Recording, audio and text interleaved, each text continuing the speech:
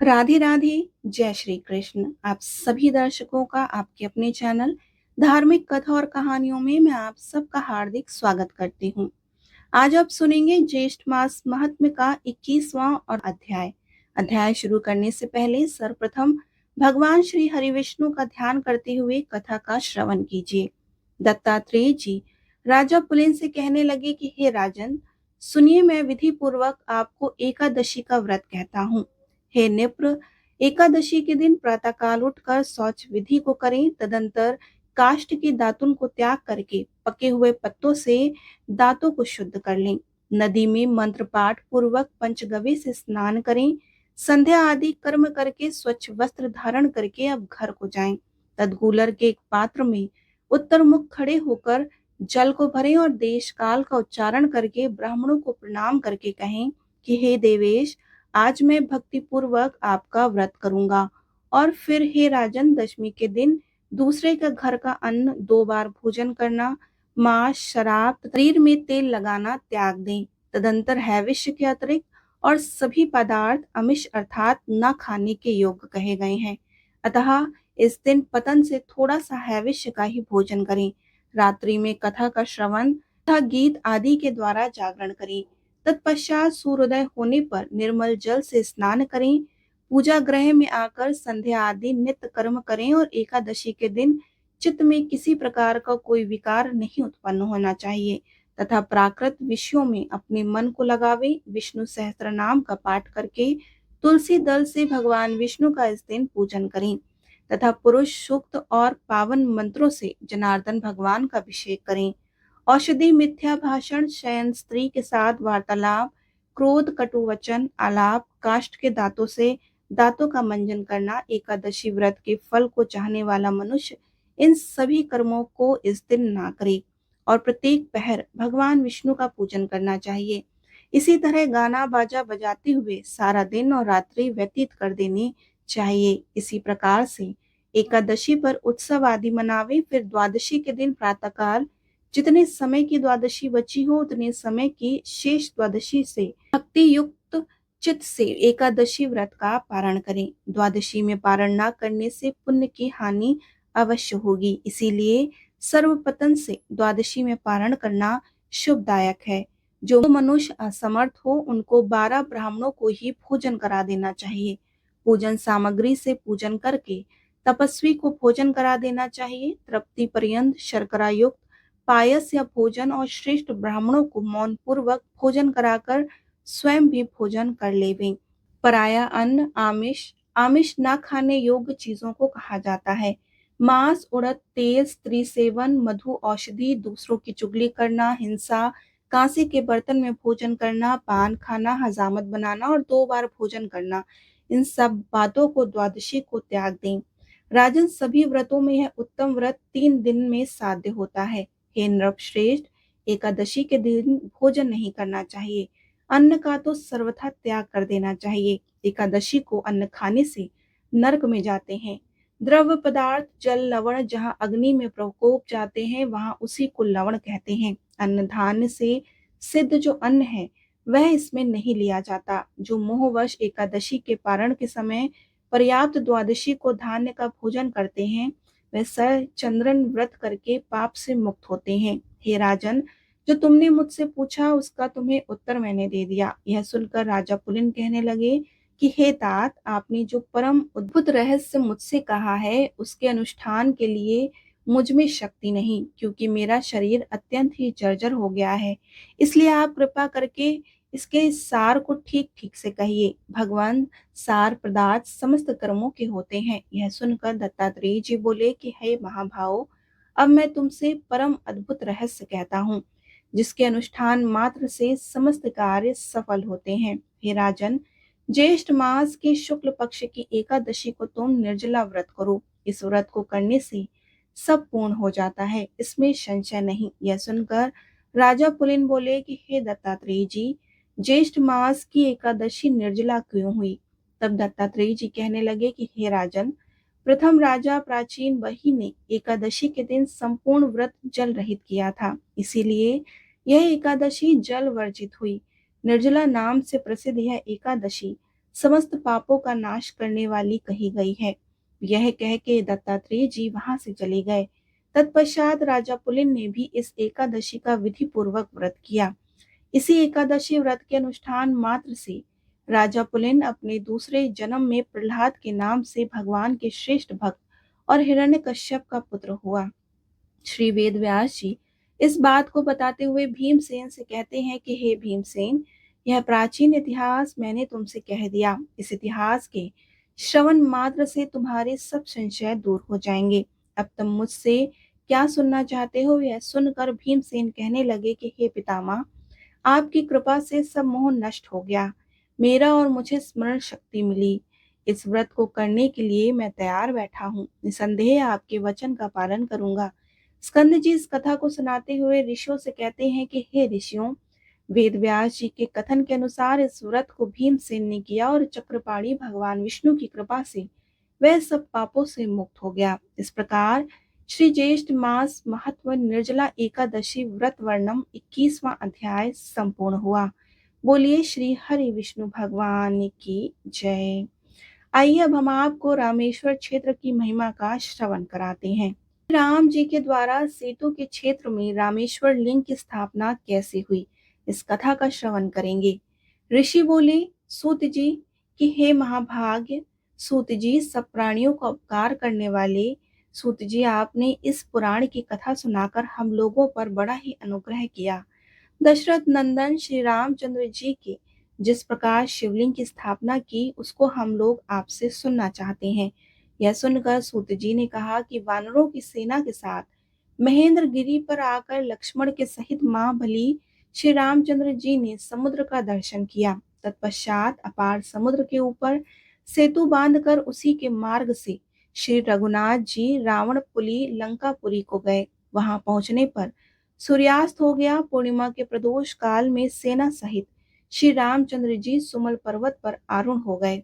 तत्रात्रि में महल की छत पर खड़े हुए लंकापति रावण को देखकर महाबली सूर्यपुत्र सुग्रीव ने उसके मुकुट को धरती पर गिरा दिया। मुकुट भंग हो जाने से राक्षस अब अपने घर में घुस गया। लंकेश्वर के घर में घुस जाने पर सुग्रीव, लक्ष्मण और सेना सहित श्री रामचंद्र जी ने पर्वत के किनारे से उतरकर लंका के समीप अपनी सेना को ठहराया। वहां ठहराए जाते हुए वानरों पर रावण के विशालकाय सैनिकों ने अस्त्र शस्त्र लेकर आक्रमण किया। वे सभी दुष्ट आत्मा राक्षस अदृश्य होकर आए थे। विभीषण ने उन सब का अंतर्ध्यान विद्या से ही वध किया। बहुत से बलवान वानरों के द्वारा कितने ही राक्षस मारे गए। भयंकर पराक्रमी वानर ने जिनका अंग भंग कर दिया था, ऐसे मरने से बचे हुए राक्षस शीघ्र ही रावणपुरी लंकापुरी में भाग गए। उस सेना के नष्ट हो जाने पर रावण के भेजे हुए इंद्रजीत ने युद्ध में अत्यंत भयंकर नाग अस्त्रों के द्वारा दोनों दशरथ कुमार श्री राम और लक्ष्मण जी को बांध लिया। तत्पश्चात विनीता नंदन महात्मा गरुड़ ने वहां पर आकर उन दोनों भाइयों को नागपाश से मुक्त किया। तब विभीषण ने 8 घंटे वाली विशाल शक्ति हाथ में लेकर उसे अभिमंत्रित करके प्रहस्त से मस्तक पर चलाया। उस वृक्ष की भांति गिरती हुई शक्ति ने राक्षस का मस्तक काट लिया, जिससे कि वह आंधी से गिराए हुए वृक्ष की भांति दिखाई देने लगे। राक्षस प्रहस्त को युद्ध से मारा गया देखकर धुम्रा ने बड़े वेग से वानरों पर आक्रमण किया। अब सभी वानर भाग चले। वानर सेना को भगाते हुए देखकर पवन कुमार हनुमान जी ने धमरा को शीघ्र ही मार डाला। धमरा को मारा गया देखकर मरने से बचे हुए निशाचर ने सारा समाचार राजा रावण को जाकर बताया। तब रावण ने कुंभकर्ण को सोते से जगाया और उसे युद्ध करने के लिए भेजा। युद्ध में आए हुए कुंभ और लक्ष्मण जी ने कुपित होकर ब्रह्मास्त्र से मारा, जिससे कि वह प्राणहीन होकर धरती पर गिर पड़ा। वहां दूषण नामक राक्षस के 2 छोटे भाई वज्र और परमार्थी, इन दोनों ने जो युद्ध में रावण के समान ही बलवान थे, वहां पर आए और हनुमान एवं अंगद के दोनों हाथों से वे मारे गए। विश्वकर्मा के पुत्र नल ने वजंद को तथा कुम नामक श्रेष्ठ वानर ने अपन को मारा।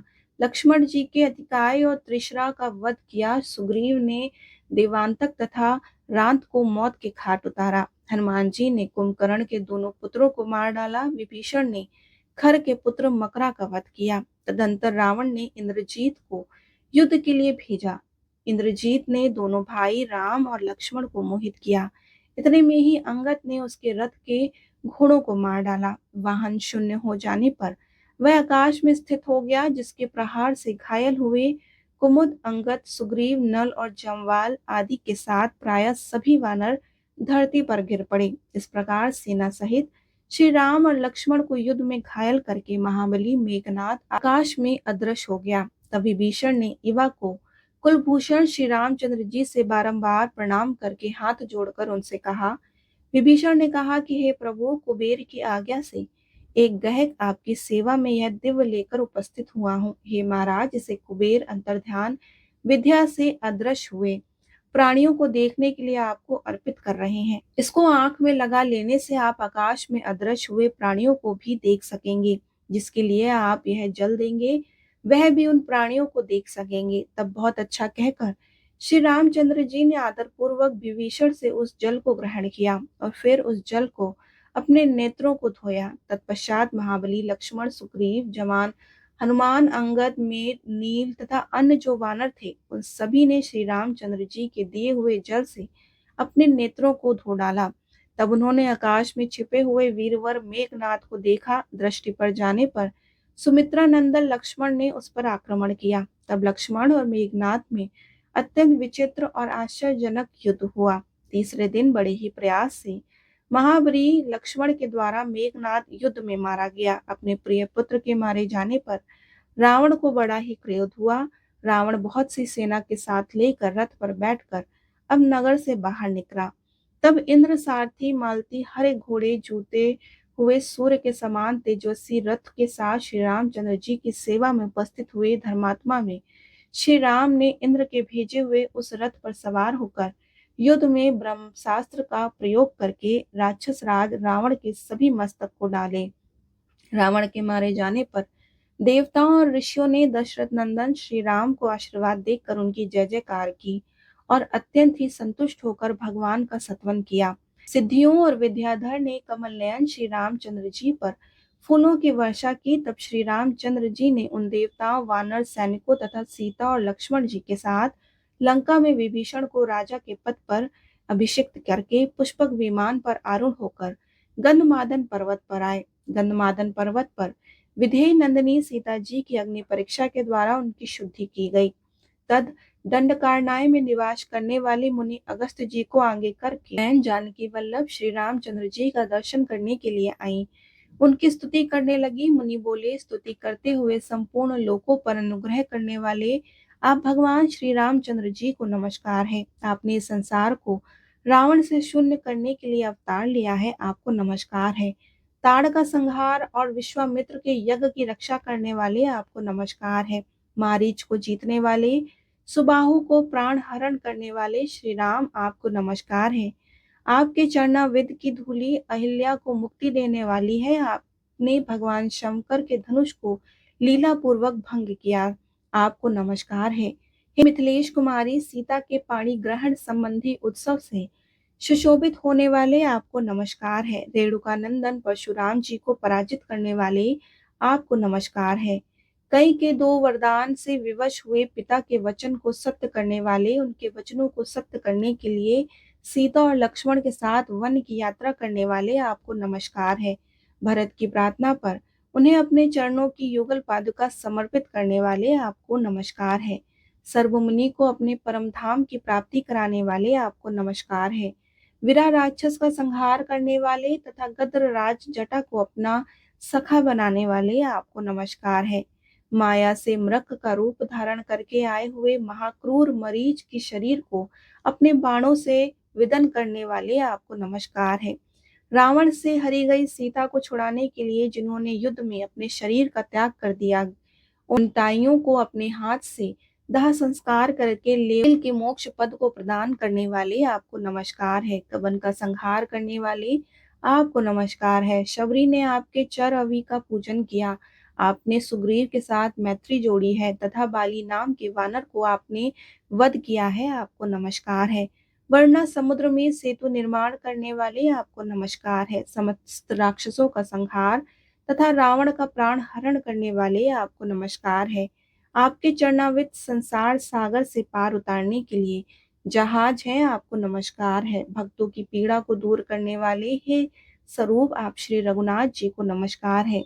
जगत के अभ्युदय के कारण भूत आप श्री रामचंद्र जी को नमस्कार है। राम आदि पवित्र नामों का जप करने वाले मनुष्य के पाप हर लेने वाले आपको नमस्कार है। आप सब लोगों की सृष्टि पालन और संहार करने वाले हैं, आपको नमस्कार है। करुणामूर्ति आपको नमस्कार है। भक्तों की रक्षा के व्रत की दीक्षा लेने वाले प्रभु आपको नमस्कार है। सीता के सहित आपको नमस्कार है। विभीषण को सुख देने वाले श्री राम, आपने लंकापति रावण का व्रत करके संपूर्ण जगत की रक्षा की है, आपको नमस्कार है। हे जगन्नाथ, आप हमारी रक्षा कीजिए, हमारी रक्षा कीजिए। जानकी पते हम सबका आप पालन कीजिए। इस प्रकार स्तुति करने सभी मुनि चुप हो गए। सूत जी कहते हैं कि मुनियों के द्वारा किए हुए श्री रामचंद्र जी के स्तोत्र का जो भक्ति पूर्वक तीनों समय पाठ करता है, वह भोग और मोक्ष को प्राप्त करता है। स्तोत्र का पाठ करने से भूत बेताल भाग जाते हैं, रोग दूर होते हैं और पाप समूह का नाश होता है। तत् श्री रामचंद्र जी ने हाथ जोड़कर प्रणाम करके मुनियों से कहा कि हे मुनिवर, जो सदा आत्म लाभ से ही संतुष्ट संपूर्ण भूतों के सुहृदय, अहंकार शून्य, शांत और उदरवेदता अर्थात नैतिक ब्रह्मचारी हैं, उन साधु महात्माओं को मैं भक्ति चित्त से प्रणाम करता हूँ। मैं ब्राह्मणों का हितकारी ब्राह्मण देव हूँ, इसीलिए सदा ही ब्राह्मणों का सेवन करता हूँ। इस समय आप लोगों से मैं कुछ पूछता हूँ, आप उसे विचार करके उत्तर दें। हे ब्राह्मणों, रावण के वध से मुझे जो पाप लगा है उसका निश्चित क्या है, आप मुझे यह बतलाइए। यह सुनकर मुनि बोले कि सत्य की रक्षा का व्रत करने वाले हैं। हे जगन्नाथ, आप समस्त संसार की रक्षा का भार वहन करने वाले हैं। संपूर्ण जगत के उपकार के लिए यहाँ शिव जी की आराधना कीजिए। गंधमादन पर्वत का यह शिखर अतिशय पुण्यम तथा मोक्ष को देने वाला है। यहाँ पर लोक संग्रह के लिए शिवलिंग की प्रतिष्ठा कीजिए। इससे रावण को मारने से होने वाला दोष भी दूर हो जाएगा। हे प्रभु, गंधमादन पर्वत पर आपके द्वारा जिस शिवलिंग की स्थापना होगी, उसका दर्शन मनुष्यों को काशी विश्वनाथ के दर्शन से कोटि गुना अधिक फल देने वाला होगा। साथ ही वह शिवलिंग संसार में आपके ही नाम से ख्याति लेगा। इसीलिए हे रघुनाथ, आप शिवलिंग की स्थापना के कार्य में विलंब ना करें। मुनियों के ऐसे यह वचन सुनकर जगतपति श्री रामचंद्र जी ने लिंग स्थापना के लिए पुण्यकाल निश्चित किया, जो 2 ही मुहूर्त में आने वाला था। उसे निश्चित करके उन्होंने हनुमान जी को शिवलिंग लेकर आने के लिए कैलाश पर्वत पर भेजा। हनुमान जी बड़े ही पराक्रमी थे। उन्होंने 2 मुहूर्त का पुण्यकाल जानकर भी भुजाओं पर ताल ठोकी और वे हनुमान जी सब तथा महात्मा ऋषियों को देखते ही देखते बड़े ही वेग से ऊपर की ओर उड़े और आकाश मार्ग को लाते हुए कैलाश पर्वत पर जा पहुंचे। वहां पर हनुमान जी को लिंग रूपधारी महादेव जी के दर्शन नहीं प्राप्त हुआ। तब उन्होंने महादेव जी को प्रसन्न किया और उनकी कृपा से शिवलिंग को प्राप्त किया। इतने में ही वहां तत्वदर्शी मुनियों ने जब यह देखा कि हनुमान जी अभी तक नहीं आए और स्थापना का मुहूर्त अब बीतता जा रहा है, तब उन्होंने परम बुद्धिमान श्री रामचंद्र जी से कहा कि मुनि श्री रामचंद्र जी से बोले कि हे महाबली श्री रामचंद्र जी, अब तो पुण्यकाल बीत रहा है, अतः जानकी ने जो लीला पूर्वक बालू का शिवलिंग बनाया है, इस समय आप उसी शिवलिंग को स्थापित कर दीजिए। यह सुनकर श्री रघुनाथ जी ने शीघ्रता पूर्वक श्री जानकी जी तथा मुनियों के सहित मंगलाचार आरंभ किया और ज्येष्ठ माह के शुक्ल पक्ष की दशमी तिथि को बुधवार को हस्त नक्षत्र के योग में गदकरण आनंद और व्यतिपात योग, कन्या राशि के चंद्रमा तथा वृषभ राशि के सूर्य के परम पुण्य उपयुक्त 10 योगों की उपस्थिति में गंधमादन पर्वत पर शीत की सीमा में लिंग रूपधारी भगवान शिव की स्थापना की। हर हर महादेव। उस समय लिंग में पार्वती के सहित भगवान शंकर प्रत्यक्ष प्रकट हो गए। उस समय उनके ललाट पर चंद्रमा की कला और साक्षात गंगा शोभायमान पा रही थी। भगवान श्याम शिव ने सब लोगों को शरण देने वाले महात्मा रघुनाथ जी को इस प्रकार से वरदान दिया। भगवान शंकर श्री रामचंद्र जी से बोले कि हे राघवेंद्र, आपके द्वारा यहाँ स्थापित किए हुए शिवलिंग का जो दर्शन करेंगे, वे महापादकों से युक्त होंगे तो भी उनके पापों का नाश हो जाएगा। जैसे धनुष कोटि में गोता लगाने से सारे पाप नष्ट हो जाते हैं, ठीक उसी प्रकार इस रामेश्वर लिंग के दर्शन मात्र से महापातक भी नष्ट हो जाएंगे। तत्पश्चात श्री रामचंद्र जी ने भगवान रामेश्वर के सामने नंदिकेश्वर की स्थापना की और अपने धनुष की कोटि से रामेश्वर शिव के अभिषेक के लिए धरती फोड़कर एक कूप तैयार किया। कूप कुएं को कहा जाता है। फिर उसमें जल लेकर भगवान शंकर को स्नान कराया। वही पुण्यम तीर्थ कोटि तीर्थ के नाम से विख्यात हुआ। हे मुनिवर, कोटि तीर्थ की महिमा का वर्णन पहले तुम्हें किया जा चुका है। इस प्रकार ये कथा यहीं पर संपूर्ण होती है। इसके आगे की कथा हम आपको अगले वीडियो में सुनाएंगे। आपको वीडियोस कैसी लग रही हैं हमें जरूर बताएं। वीडियो अच्छी लगे तो लाइक शेयर और सब्सक्राइब करना मत भूलिए। राधे राधे।